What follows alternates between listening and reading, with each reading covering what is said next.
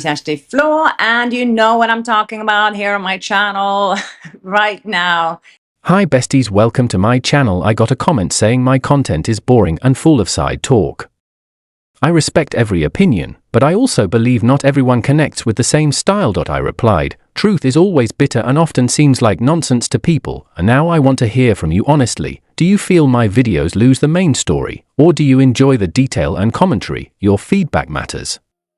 Let me know. White down pointing backhand index. And if you're just getting your day started, whether you're stuck in traffic, half awake with a cup of chai or coffee, or just scrolling trying to figure out what you missed over the weekend, this is your Coravanta rundown. I'm Lars Harry, and today's not one of those slow, easy Mondays.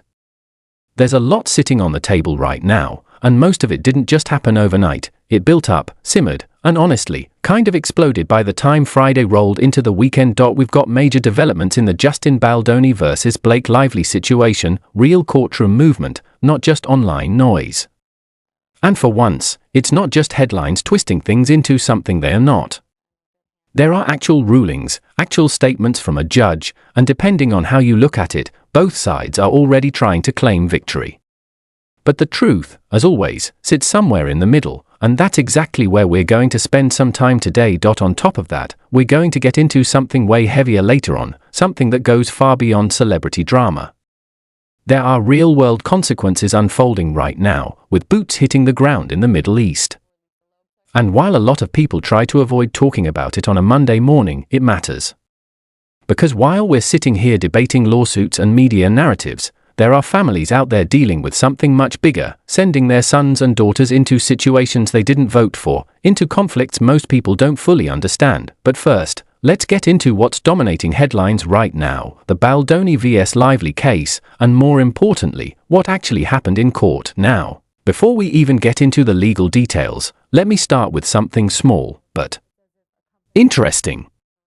I got a message recently from someone who said, Lars Harry, I've been subscribed to your channel for over a year, and suddenly I realized I wasn't subscribed anymore. I had to hit the button again. And look, I'm not someone who jumps straight into conspiracy theories, but when you hear that enough times, you start raising an eyebrow. Our channel has been growing steadily, everything looks normal on the surface, but then you hear people saying they've been unsubscribed without touching anything. So I'll just say this, take 2 seconds and check. Make sure you're actually subscribed. Not because there's some grand plot happening behind the scenes, but because when you cover topics like this, legal drama, media narratives, even geopolitical issues, sometimes things get complicated. Visibility changes. Algorithms shift. And whether that's intentional or not, it happens anyway. Back to the case. We already knew going into Friday that tensions were high. Baldoni and his co-defendants had accused Blake Lively's side of what's being called a document dump. And if you're not familiar with that term, it basically means overwhelming the other side with massive amounts of paperwork, emails, records, names, so much that it becomes difficult to process everything efficiently. And in this case, it wasn't just a stack of documents. It was more like a flood. Lively's team seemed to be casting a very wide net, naming a huge number of potential witnesses, almost to the point where it raised eyebrows. Because at some point, you have to ask, is this about strengthening your case, or is this about overwhelming the process? The judge noticed that too. So what did he do? He gave Baldoni's side extra time, an extension on pre-trial deadlines. That alone tells you something. Courts don't just hand out extra time for no reason. It signals that the situation isn't clean or simple. Now here's where things get interesting. When the judge started issuing rulings, it wasn't a clean win for either side. It wasn't like one side got completely shut down while the other walked away victorious. Instead, it looked more like controlled chaos, like someone stepping into the middle of a fight and trying to separate both sides without fully taking either one side. Some motions were granted. Others were denied. And a lot of them fell right in the middle. If you've ever seen a full-blown sports brawl, players running in from everywhere, people yelling, pushing, chaos everywhere, and then referees slowly trying to restore order, that's basically where this case is right now. The judge isn't ending the fight. He's just making sure it doesn't get completely out of control, and this is where perspective becomes everything, because depending on which headline you read, you'd think something completely different happened. Some outlets, and especially certain online communities, ran with the narrative that Baldoni's case was basically destroyed. That the judge called it legally frivolous and factually baseless, and that was that. But that's not the full story, not even close. Yes, the judge did use strong language, but only in very specific parts of the case. Not the entire thing. Not the core claims.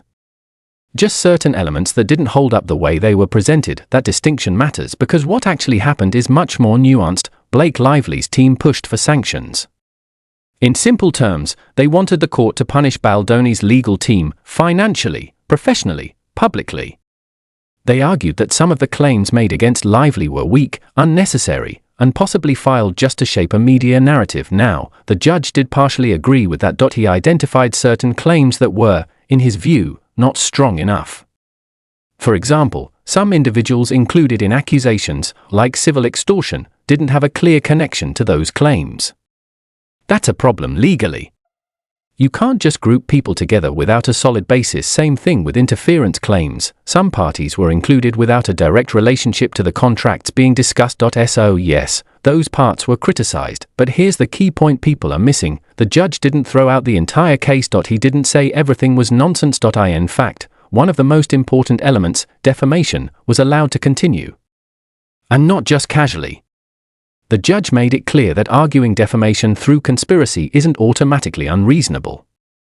That alone keeps a major part of Baldoni's case alive. Think about that for a second. If the entire lawsuit was truly baseless, it would have been shut down immediately.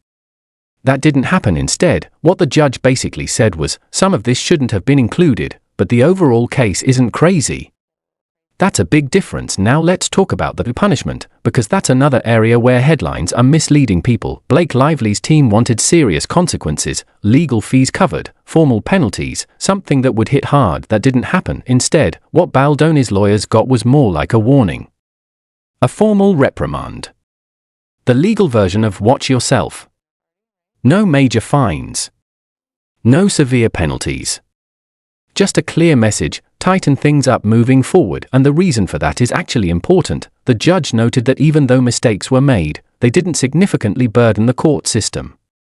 In other words, it wasn't disruptive enough to justify harsh punishment. So again, we're looking at a situation where both sides walk away with something. Lively's side gets a talking point. They can say certain claims were criticized. Baldoni's side keeps the heart of their case alive, and that's why you're seeing this strange situation where both sides are celebrating at the same time. Now, where things really shift, and where this becomes a genuine win for Baldoni's side, is what's happening outside the core lawsuit, because while some claims were trimmed, others are moving forward, and they could open doors to much bigger revelations. We're talking about the defamation case tied to a former publicist. This is where things could get explosive. The allegation here isn't small. It's not just about reputation damage in a general sense. It involves claims that serious accusations, like misconduct, may have been circulated or amplified in a way that crosses legal lines, and if Baldoni's team gets access to certain communications, messages, emails, internal discussions, that haven't been seen yet, that could completely shift how this case is viewed, because then it's not just about who said what publicly. It becomes about intent, coordination, possibly even strategy behind the scenes, and if any connection is established between those communications and larger narratives pushed in the media, it opens up an entirely new dimension to the case. That's why this part matters so much, because while one side is focusing on small wins in court language, the other side is quietly moving toward something that could be far more impactful. We still need to break down the role of content creators and why the court just handed them a major win, the subpoena battle that didn't go the way many expected, and how this entire situation connects to a much bigger conversation about media, influence, and control. And after that, we're going to shift into something much heavier. What's happening globally right now isn't separate from all this noise. In a strange way, it all connects back to how narratives are built, who controls them, and who ends up paying the price. So where things really start to shift, and honestly, where a lot of people didn't expect the conversation to go, is the role of content creators in this entire situation. Because up until now, most people assumed this case was just about two sides, Baldoni and Lively. Two celebrities, two legal teams, and a courtroom deciding who's right and who's wrong. But that's not what this turned into. Somewhere along the way, the spotlight widened, and suddenly people who weren't directly involved, commentators, YouTubers, bloggers, got pulled into the orbit of this case. Not because they were part of it, but because they were talking about it, and that's where things started getting messy. Now, if you remember, there were subpoenas flying around, requests for information tied to social media accounts, anonymous users, even small creators who barely had any following. We're not talking about massive media corporations here. We're talking about individuals.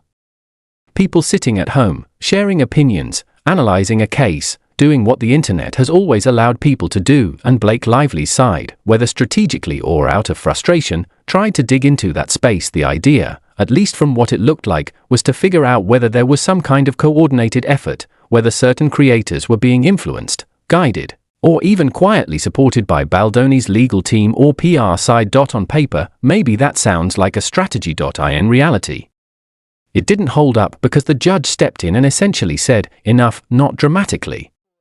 Not with some explosive courtroom speech, but clearly enough that it changed the direction of things of most of those subpoenas. Shut down most of those attempts to pull in third-party social media data. Blocked or heavily limited, and just like that, what could have turned into a massive expansion of the case didn't. That's a big deal, because if that door had been opened, this case wouldn't just be about Baldoni versus Lively anymore. It would have turned into something much bigger, a situation where anyone who talks about a public case could suddenly find themselves dragged into it, and the court, whether intentionally or not, reinforced a boundary. You can talk about a case, you can have opinions, you can analyze, criticize, question. That doesn't automatically make you part of the case. That's the win here, and it's not a small one. For content creators, especially independent ones, this matters more than people realize. Because the moment commentary becomes legally risky just for existing, everything changes. People stop speaking freely. Conversations become controlled. And narratives become easier to manage from the top down. But that didn't happen here. Instead, what we got was a quiet but very real line being drawn. Now, let's be honest for a second, because this part matters too. Not every creator out there is perfectly neutral. Some people exaggerate. Some chase clicks. Some lean hard into one side because it benefits them. That's the reality of online media. But even with that in mind, the court didn't treat creators as extensions of a legal team. It treated them as what they are, independent voices, unless proven otherwise. And that's why this outcome matters, because Blake Lively's attempt, what many are calling a fishing expedition, didn't land. The idea that there was this coordinated network of creators being quietly directed behind the scenes. There wasn't enough to support that, and without that, the entire approach collapses. Now here's where things get a little ironic, because while that door closed for Lively's side, another one is opening for Baldoni's, and it goes back to something we touched on earlier, the defamation angle involving a former publicist. This isn't just background noise. This is potentially the part of the case that could change everything, because if Baldoni's team gains access to communications, real, unfiltered conversations that haven't been public yet, we're no longer dealing with speculation. We're dealing with evidence, and evidence tells a different story than headlines do. Think about it like this right now. A lot of what people believe about this case comes from fragments, clips, statements, selective leaks, interpretations.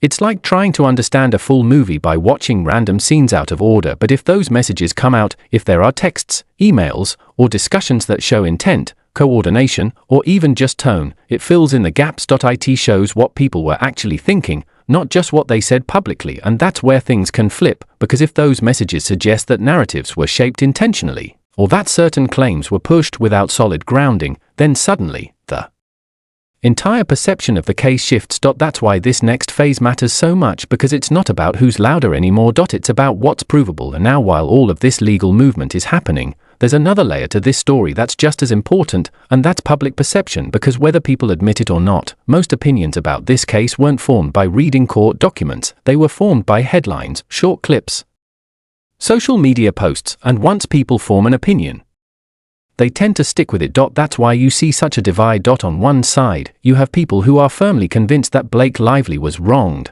that everything she said points to a clear pattern, and that any pushback is just noise or deflection. On the other side, you have people who believe the case against her doesn't hold up, that there's a lack of solid evidence, and that the narrative got ahead of the facts. And in the middle, You have people who are trying to figure it out, but are constantly being pulled in both directions. That's where things get complicated, because the less someone has actually followed the details, the more likely they are to rely on simplified versions of the story, quick conclusions, easy narratives, and that's exactly what we saw over the weekend. Some communities online immediately framed the judge's ruling as a complete shutdown of Baldoni's case. Others framed it as a major victory for him, but as we've already broken down, it's neither. It's a mixed outcome. And those are harder to sell, because it's complicated doesn't spread as fast as this side one.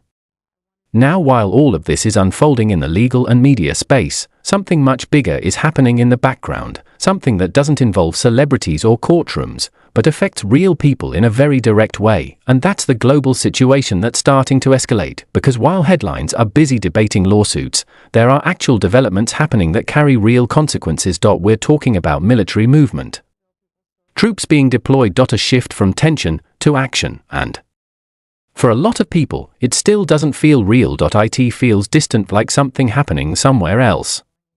But for the families involved, for the people being sent into those, it's very real, and what makes it even more unsettling is how quickly it's all happening. There wasn't some massive national debate, there wasn't a clear moment where everyone stopped and said, "This is what we're doing." It just started moving in that direction, and now here we are, talking about boots on the ground in the Middle East, and what could become a much larger phase of conflict. Now, regardless of where someone stands politically, there's a basic question that keeps coming up: what's the end goal? Because sending people into a conflict is one thing, understanding why they're there, that's something else entirely, and when that clarity isn't there, frustration builds not just among the public, but among the people directly affected, families, service members, communities, because at the end of the day, it's not just strategy on paper. It's real lives being put into real, and that's why this part of the conversation matters, not because it's easy to talk about, but because ignoring it doesn't make it go away. Now at the same time, back home, you're seeing a different kind of movement, protests. Large-scale demonstrations. People showing up in numbers that are hard to ignore, whether you agree with the message or not. The scale alone tells you something. There's energy. There's frustration. There's a sense that something isn't sitting right, and when millions of people step out at the same time, across cities, across states, that's a signal. The challenge, though, is how that signal gets interpreted, because just like everything else, even something that large can be minimized, reframed, or dismissed depending on who's talking about it. Some will call it historic, others will downplay it, and somewhere in between, the actual significance gets blurred. But here's the reality: moments like that don't happen randomly. They build over time, through pressure, through decisions that stack on top of each other until something finally gives, and whether that leads to change, or just more noise, depends on what happens next. So when you step back and look at everything happening right now, it's a strange mix. On one side, you've got a high-profile legal battle, full of narratives, strategies, and public opinion wars. On the other side, you've got real-world developments, decisions that affect lives far beyond headlines, and somehow, both are unfolding at the same time, which makes it harder to focus, harder to separate what matters most. But that's exactly why conversations like this exist. Slow things down. Look at what's actually happening, not just what's trending. Because whether it's a courtroom decision or a global shift, the details matter, and right now, we're in a moment where those details are still coming together. The legal case isn't finished, the global situation isn't settled, and the narratives around both are still being written in real time. So the best thing you can do right now, stay aware, stay critical, and don't let simplified headlines do all the thinking for you, because this isn't a story with a clear ending yet, not even close.